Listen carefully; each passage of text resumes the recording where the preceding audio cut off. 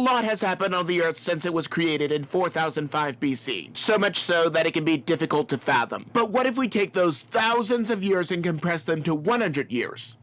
For comparison, when you first come into the world, God has created the heavens, the earth, the sea, and all that in them is. By your 5th birthday, Cain and Abel are on the scene.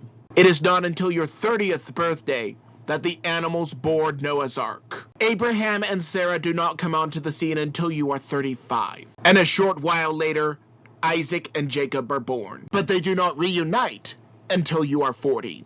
Within the same year, Joseph reunites with his brothers. But the Israelites are pressed into slavery until your 45th birthday. And later that same year, they enter the Promised Land. On your 50th birthday, Samuel is called by God. 5 years later, the Ark of the Covenant is brought to Jerusalem. At age 60, King Hezekiah lays out the scroll before the Lord. And within the same year, Daniel and his friends are made eunuchs. But also in the same year, Nehemiah begins rebuilding the wall. By the time that you are getting ready to retire, Jesus Christ comes into the world. And a short while later, the book of Revelation is written. When you are 75, the Roman Empire is split in two. And within that year, Constantine makes Christianity legal. It is not until your 80th birthday that the infernal Muslims come onto the scene. And it is not until your 90th birthday that the Vikings make their way onto the scene. Soon thereafter, we have the Crusades against those aforementioned infernal Muslims. In the same year, the Magna Carta is signed. And at the end of the year, we have the Renaissance. At age 95